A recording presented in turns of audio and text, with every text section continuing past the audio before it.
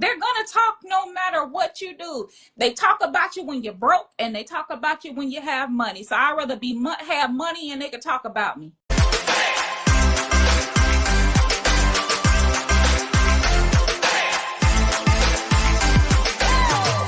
Welcome to this edition of Talk with TAS. I am your host, Dr. Teresa Smith, and today I have with me, I'm going to call her the fire starter.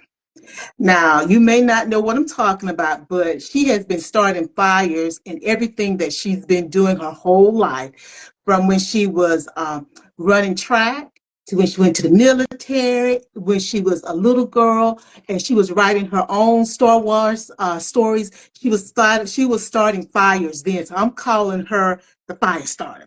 She's a military veteran. She's a best-selling author.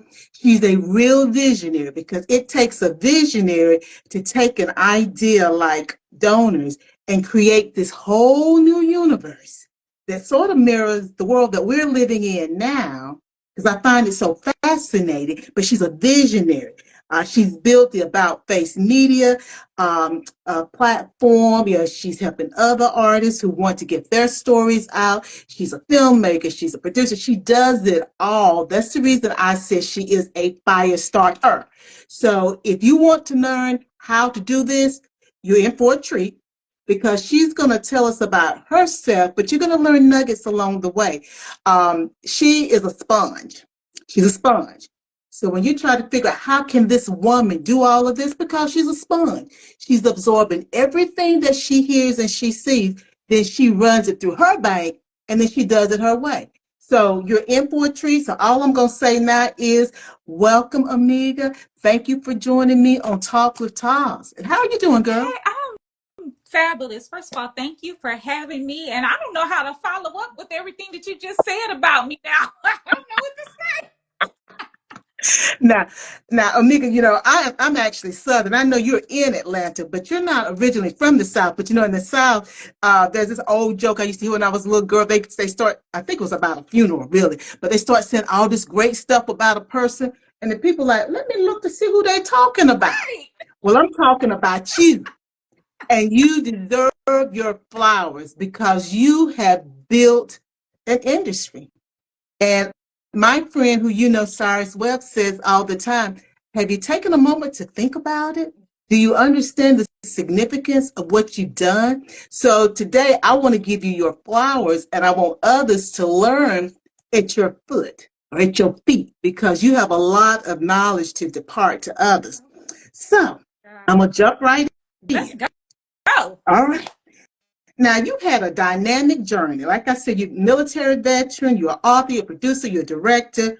What was the first moment that you really realized that storytelling was your calling and not just, this creative outlet? In 2006, when I was in the Army, and I had wrote a story, and one of my other peers, Sergeant Birdsong, when she was reading some of my work, and she was over there giggling and laughing, and but we're not supposed to be doing all this laughing and giggling. She was really into my stories then, and that ended up being the first book that I published. But to be a filmmaker, that was a whole other journey. That wasn't until the end of 2013 when I actually stepped foot on set for the very first time. Mm-hmm. That's when I knew I was where I was supposed to be. Soon as I got on set, it just all clicked that, everything that I had been doing was leading up to that moment. Now, I'm gonna go back, because when I was reading your bio, I was fascinated. And I don't want folks to miss anything, because everything that we do leads us to that moment. Like you said, in 2013, it clicked. But when I was reading your bio, I was like, now you was in the Air Force, then you were in the Army. Yes. And I'm like, okay, I'm a small town girl in North Carolina. We've just gone back to saying Fort Bragg. So, I know Bragg, and then, and then we have an Air Force base, and I can't even call the name of it now. But I grew up thinking you were either in the Air Force or you were in the Army or the Marines or whatever, but never do the two meet. So tell me, how'd you do that? Well, look, I was in the Air Force and I was military intelligence and for 6 years, and I was miserable because military intelligence, I can count on one hand how many other Black military intelligence personnel there was at the time. And so with those dynamics of the good old boy club and everything, it was either let my contract run out and be finished with the military altogether or find another outlet, because I tried to get out of military intelligence, but they kept saying I was mission essential. So I kind of was stuck. So I found a loophole that said, you can switch branches as long as you had a full bird colonel sign off on, I forgot the form, but I had a full bird colonel from the Army sign off on it. And I was able to switch over from the Air Force into the Army, where I found more faces that looked like me. I was able to get out of military intelligence. Mhm, mhm. It was basically a lifesaver, for me, as far as the military goes, going. And, a lot of people be like, there's no way the living conditions from the Air Force, there's no way I would have swapped out of it. But as a Black woman, I needed to see more of us in those higher ranking positions, because I didn't know when I first joined the military that I could have went in as an officer because I already had my degree. Agree. I didn't Yes. know that when I first went in. So I went in enlisted first, and then I switched over to the OCS later on the Army side. But I didn't know that. So that was the journey there for the crossover. And then on the Army side, I went into, they were just starting 42 Alpha, which was human resources Mhm. at the. That's what I switched over into. I needed to be out of military intelligence. And it's not that I wasn't great at my job. That was not the problem. But when you're the smartest person in the room with a bunch of white men, that is a problem. And I had to get away from that and see more of us. And Mhm. Well, I just like the way, because nothing just happens. I just love how God put the full bird, colonel, was it colonel or it was general? a colonel, full colonel, that I helped them with some of their paperwork, and we were just Mhm, chit chatting because I was working on something for a joint forces training, mhm. and I helped them with something. And she just randomly was like, you know what? I would love, you'll do great in the Army and this and this. And I was like, well, yeah. Oh, and the rest is history. And we've got several people who've joined us, but I want to say the actor Tobias Armand, he says the talented powerhouse herself. Absolutely. Thank you, everyone, for joining us. And, even then, I'm looking at that journey. You were a powerhouse then. You were able to take lemons and make lemonade. You didn't get stuck in the role and in the situation that you were in. And, that takes discipline. And I wonder sometimes, how did that discipline, that drive, then help you to create About Face Media? Because that's all me. I'm very organized. I'm very strict. I learned everything from the ground up. Every position in film I know how to do. And I just want to shout out actor Tobias, because that is Lucius from Dark. Oh, Yes. So I learned every single position there was in the filmmaking world for me to be able to build About Face Media, and then go on to also elevate it to Like a Boss Studios, mhm. from the ground up. That's me, and bringing people along. It's just easy for me being in a leadership position to work it, because that's where I needed to be all along, Mhm. and I don't have to ask for permission, because why would I, doing this? I could build my own way, my own path, tell my own stories through my own lens without having to water down who I am or my actors. And that's so important. I was saying this to someone last night.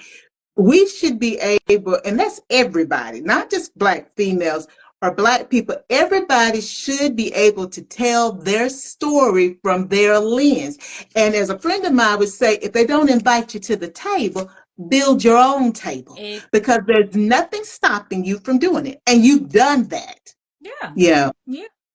So now I got to drop back down to your mother, um, Joanne Johnson. She was a civil rights activist. She's a farmer. How has her legacy of truth and service helped shape your voice as a content creator? I mean, I don't know any other way outside of speaking out. You know, my father was absolutely there. He's a military man himself, but mama is where I get my voice.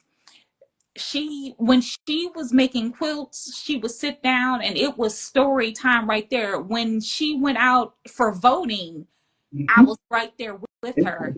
When someone did her wrong, I was right there with her when she stood up and she shouted. Now, I have to tell you, my mother is probably, if I'm saying she's 4'10", I'm being generous I because I know. don't think she's 4'10". She's a little bitty thing, but she is so Mhm. powerful and she is all outspoken. I mean, even to the fact when she used to show up at the schools, don't let her teachers speak crazy to us, don't let them do Mhm. anything. She will fight for us on everything. And she taught all 7 of us to stand up and fight and say what we had to say. Yeah, I'm number 7. So Mhm. yeah, Ooh, she's a she powerhouse. yeah, she taught us stand up, fight for what you want. Don't let people, they could say no, but that's a no to them. That's not a no to you. Exactly. It's a no to them, Figure not a no it to out. you. Hmm. Well, you, as I said, you're a powerhouse. And you are unapologetically committed to telling the stories of underrepresented voices. And I know that, as you were just saying, your mother's legacy as a civil rights activist, and then, as you said, advocating for you guys when she went to school if a teacher or whomever was not speaking the correct language about her kids.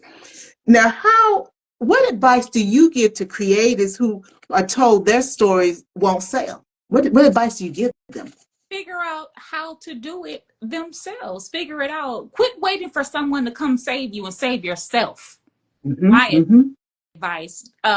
Don't expect me to save you nor the rest of the world. I can't save you because I'm too busy saving myself. So you need to figure out how it's going to work for you. People are like, well, I don't have the money. I don't have this. I didn't start out having the money either. Hmm. But I figured it out how to get there. I said, this is what I want to do. What will it take for me to get there? I learned every single thing. I can't pay all of these people on the film set. So guess what? Let me learn how to do everything that needs to be done and then start hiring out from there what I absolutely cannot do. And, And but that's so. go ahead. No, Go ahead. no, go continue. I was gonna say, but my team knows, like the team that I have now, I have a real solid team. I love my team. Oh my gosh, I love my team. But they also know that if they're slacking, I'm stepping in. Okay, I got it. Because if I have to come in and do your job and mine, there's a problem. So And I think that's so important to learn all the pieces, but you don't want to have to always do all the pieces. But if you have to step in because something has happened, you can do that. And also, I think for employees, if I could think about myself being the employee, that should say to me, one, I should automatically care about the quality of my work, and my work ethic should be solid. But in the event it's not, since I know that you can step in and do it, I might want to do my job so I can keep you my might job. want to, because I have no problem. Like when it comes to filmmaking is a business. And if you're not doing what you're supposed to do, you're costing the business money. So I have no problem, not to be mean, but if you're not supposed to do, baby, you won't be there tomorrow. And did I read somewhere, did I hear you talk about someone wasn't there or whatever? You had to step in character in donors, and you just step right in. Now here she is directing, but now she's got to be an extra on the No, set. it wasn't for donors. It was for it was for another film. Because with donors, I already wrote myself in, baby. I'm Oh, that's right. Angela. That's right. You wrote in for that. That's right. No, no. I but for another film, well, a couple of films, but for the last one that this happened on, that was Faded Reunion. An actress actually did show up for that, but she showed up and she had an attitude. Mm-hmm. And we do not do attitudes on set. So she showed up, she had her nose all up in the air, snootier than now. So our casting director at the time, Greg Lockett, she walked in, he walked her right back out. I jumped in character, even though I was running one of the cameras. I jumped in character, got myself together, and I walked in the shot, and we did the scene, and we had a whole bunch of fun with it. Mm-hmm. Mm-hmm. Well, you know, this is, I hope this is not a bad saying, but it makes sense right now. They used to say one monkey don't stop the Oh, I show. Oh, time. that's a So good, that's still a good saying. Okay, yeah, okay. Yeah, one monkey no, don't stop the show. stop no show. You're not stopping anything up over, because I will tell you something that I will do all the time. I have a conversation with, the writer, director, and the producer. So myself, I say, self, what are we going to do to fix this? And I make it work. Isn't it so it's so liberating when you are all those people? Now, guys, I know sometimes it can be a bit taxing, and sometimes we debate back and forth with ourselves because we're trying to play out. We're playing multiple. Let me say it different. We're looking at things from multiple perspectives. But isn't it so nice to be that one person who is doing all of that, and you can come to a decision real quick? And if it's a decision that you want to change because now you got more information, you can change it. We don't have to pull nobody in, bring no consensus that holds us up. No, I want to change this right now. No, And I can do that. absolutely. But because of that, the team knows they better stay ready, because I will toss them right on it. Like the team, even the crew knows Mm-hmm. on any day, it may be your turn to get tossed in front of the camera if something is not going right. You better be ready too, because Ooh. I will put you on camera too. So like it's a running joke. Sometimes I just go ahead and say like, oh, I know somebody on the crew could be this character or whatnot. I mean, and even with my producing partner Kathy for this, her and Terry are my Terry is the head of wardrobe, and she's also an associate producer uh, on Donors. And they were just supposed to be these news reporter team, right? But some other people didn't show up for another scene. And I was like, well, we could just make these news reporters disgruntled employees. And now Mm-hmm. they're of the Human Lives Matter faction. Mm-hmm. So it was great to see them there, especially for some of the scenes where those those people, you would never see them do the things that they had to do up in Donors. And it was so fun, especially if you have watched the gala scene and you get to see Kathy do her thing in there. That was fun. If you watch the gala scene, you'll know what I'm talking about when Kathy shows up. She Now I've seen the Okay. movie, and I know what happens at the gala scene. Uh-huh. Guys, it's you can now. Someone asked me earlier. You can watch Donors on Amazon Prime. You can watch the series, and you can rent. You can watch the series, and you can watch the movie. I watched the movie. The gala scene is very important. I was very disheartened. I wasn't expecting that. It went to the left. I'm like, oh my God, I wasn't expecting that. I'm like, I'm so glad I decided not to go and visit with my girlfriend at the gala scene. But what wasn't it so wonderful? It was set up so It was. beautiful. It was beautiful, beautiful scene. Everybody was nice and They loved. were. And hey, But you mentioned that, and it was, and I just wrote down the Human Lives Matter faction. But everybody was so nice. And you see, when I was watching it, because my mother, she always taught me about music. The lyrics had to say something. So she also taught me when you watch movies, you can learn. And so I'm watching it. And let me just say, I like the cinematography. The guys look good. The women look good. I like the outfit. I'm looking at the eyes, but I'm also watching all this other stuff. And I'm like, okay, we got some hidden, well, they weren't really hidden messages. Basically, I'm going to say donors is a world that lives beside our Yeah. world. And so the same things that are happening in our society right now is happening in their society.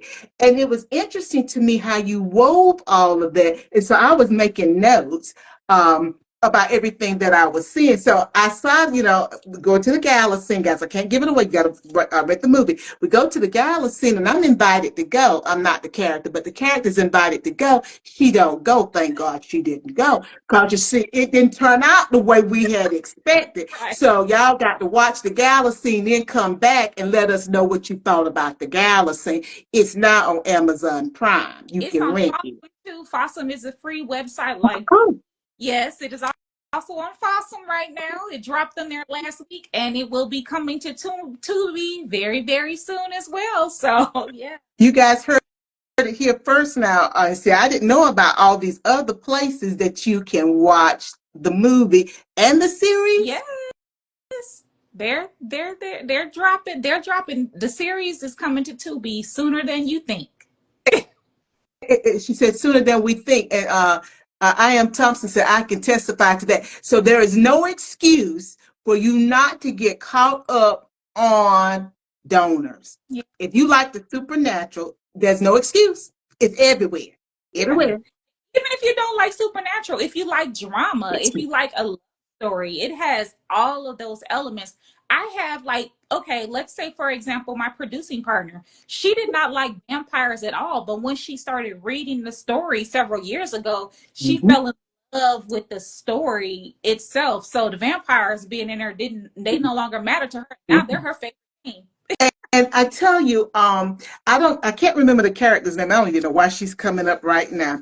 But you know the character, the lady, she's a white lady that wears the wig. Tatiana. Uh, and she feeling some kind of way. I'm not all up on it, but she feeling some kind of way. And then all of the people in her, I'm gonna call it her house, Her you cousin. know, her cousin, they all gone now, and she feeling some kind of way. But she had a little something up with her, meeting these people and doing stuff with them, and they don't even know what's getting ready to happen. And then she lost her cousin. So again, I'm like, I'm gonna have to catch up and see what's going on with her. So it seemed like I done got hooked on it too, but you done told me Yeah. I can stay in tune with everything because it's gonna be on Tubi now. So Yeah. guys, I'm telling you, the story, I was glued to it, and I gotta go back. And is it Octavian? Did I get his name right?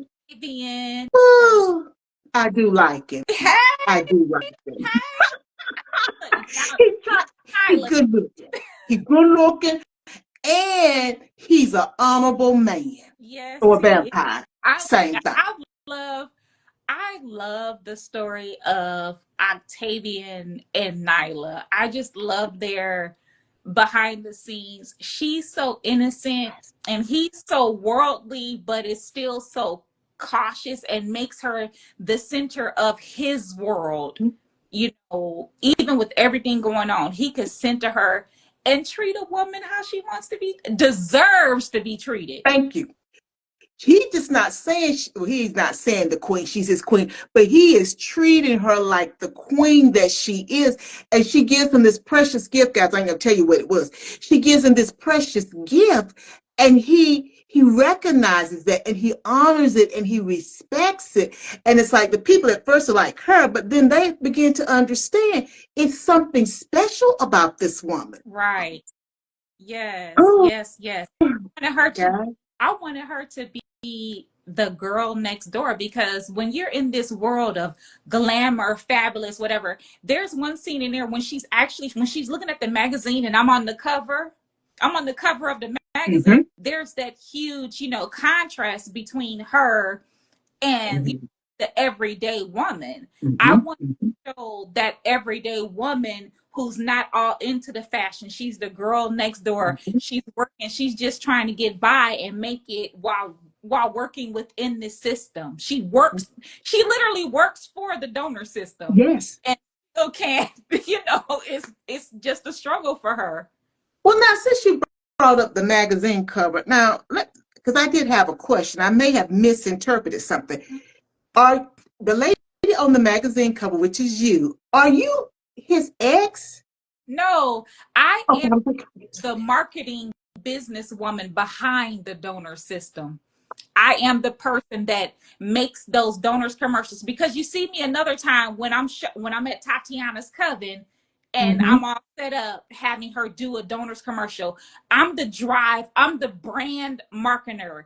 Everything you see, all those commercials for the donor system, where you see a lot more of them in the series, those Hmm. commercials plays, all of the marketing, all of the drive, that's his mate. In the series, you will see who his mate is. But in the movie, when they're in his office, you see a picture of his mate up on the dresser. Okay. And that's Britney's passion. Okay. Uh Okay. I'm gonna be going back. Look at that. Now I gotta ask one more question. Now I'm asking stuff as a fan, but this is gonna help other people. I love it. When he is talking to the lady, because I had thought about asking, then I said I won't go ask. When he's talking to, I think she's a white lady, and she's talking about we got to basically the Willie Lynch syndrome. Willie Yes, Lynch comes up. yes. This who is this lady? Who is this lady? What is her role? Dr. Harden, she is the person who helped Create. take create the donors program, because she synthesizes the blood, makes the synthetic blood that they could drink. She Okay. helped bring his creation to life.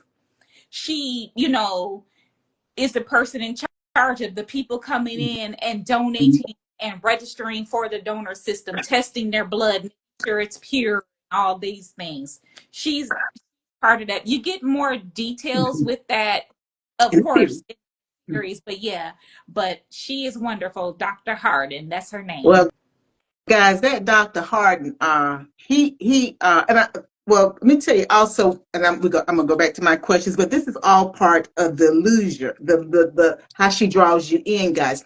I thought it was interesting because I rewinded a couple of times. I thought it was interesting when he was talking with her. She's kind of off to the left because I'm watching it on my television, and it seemed like he was, unless I was looking at it wrong, almost like he was looking in a mirror He when is. she He's in the starts mirror. having. Okay, thank you. When she starts having this dialogue, well, and I'm not going to say it exactly right. Well, can we give them a little more so Yeah. that they feel? She didn't say it this way, but they feel more important. And I thought his reaction, because I'm like, okay, he's looking in the mirror and I'm seeing the reaction. You guys got to understand, he's hundreds of years old. So it's like he hasn't forgotten that history Yeah. that he has seen and experienced. And so the way that he basically got her told or put her in her place as it related to the donor system and what she thought was not going to be, she thought it was a good suggestion, not understanding the historical implications of what she was talking about. And I was like making notes on another pad, not this pad. I'm like, oh, this is good. This is good. Say Yeah. again. He So, said, "You want me to Willie Lynch them?" mhm. Yeah. And so, guys that don't know what Willie Lynch is, y'all go back and look that up. I'm gonna jump back onto my regular questions instead of talking to her as a fan. But like I I love said, I I love enjoyed it. the movie, and I was drawn in. I'm like, Oh, this is really good. Now, you also have worked Powerhouse Productions like Black Panther, the originals, and Hidden Figures. How did those experiences help you build your own cinematic empire? well, by the time that I got to those, I was already in the works of my empire. I was just on those shows by that time in my career, just to help build funding for my stuff. So it was the earlier shows that I worked on, the originals, Vampire Diaries, Hunger Games, Mockingjay Part 2, the Divergent series. It was those that helped me dive deeper into the world building. I already had my story because, Donors was a book prior to all of this. It's been a book since 2009. And so it's its own little series, but it showed me how to flesh it out even better, because when I got on the originals and I started getting copies of those scripts, it showed me how to write those scripts and be strong and bring out all this extra energy that you need for the stories to really unfold. That's where I call it, that's where I learned from the School of Hard Knocks from there. Oh, and The Walking Dead. I was on there for several seasons too. So it was those well before we got to Selma, Hidden Figures, Black Panther. It was way before those. Those Amiga, as I I was experiencing the money. and that's always important. Yes, I Always needed important. films. Yeah. You know, um, you tackle those uncomfortable truths head on, and you do it with such style, such grace. And I just want to, publicly thank you for doing that, because if we don't discuss our history, we are doomed to repeat it. Yes. And Yeah. I applaud you for doing that. If someone was watching us today and they're stuck in this loop of fear of failure, rejection, or being, oh, I can't be that different, what's the one mindset shift that you would share to help them break through all of, I'm going to call it that noise that's kind of holding them captive? People gonna talk anyway. They gonna talk whether you do or you don't. So you may as well do it. They're gonna talk no matter what you do. They talk about you when you're broke, and they talk about you when you have money. So I'd rather have money, and they can talk about me, and they can say, "Ooh, she doing too much. She doing this." But yeah. I mean, we're going to talk Hey, offline. And you just blessed me with that one, because I have said that, and thank you for saying that. They gonna talk about you whether you're broke. They gonna talk about you if you got money. They gonna talk about if you did a good job, if you did a bad job. They gonna talk. So let them talk and break free of the shackles that are holding you back. You yeah. heard it from my guest, Omegia Keeys. Amiga, this has been wonderful. I don't know where the time has gotten to. Please let the audience know how they can keep up with you, and again, tell them where they can find Donors the movie and the series. Hey, you can follow me on at Omegia Keys, of course. You can follow Like a Boss Studios as well. And you can watch Donors on Amazon. Fossum, which is just like Tubi, it's free TV. You don't have to log in or do anything like that. I like to tell people how to do it because a lot of people haven't heard of it, but it is very big. You can watch it on there, and we are coming soon to Tubi, baby. Well, guys, you heard it here, Tubi, Fossum, and Amazon. So Yeah. you make sure that you get caught up on Donors. Now the series, does that mean that we're going to get a season two? As Series? long as people are watching, let's run these numbers up so we can have, this is independent filmmaking. So run the numbers up, and then we will get our season two. And we have some other extra special things coming down the line next week. For it's tied to Donors. It's not Donors, but it's tied to Donors. I won't speak too much on it. I'm just gonna drop it on top of y'all heads come next week. All right. Now you've heard it here. We got some new things coming, and I need you guys to watch, watch, watch, watch. It is a great series, and if I'm fascinated by something, it's good, because I'm kind of hard to please. Oh, But it got my attention, and so therefore, I'm telling you, you're going to enjoy it. And get some good eye candy too, and if the fellas want to look at some pretty women, they can see some pretty women. But if a woman want to look at some eye candy, you got some eye candy there. And it's a good story. It really is a good story. So please, please support independent filmmaker, Omegia Keeys. And Amiga, thank you so much for being with me. I'm going to talk to you offline, like I said. And to our audience, thank you so much for being with us. And until next time, before you go trying to take care of somebody else, please make sure you take care of yourself first. Bye now. thank you for having me. Bye. Bye.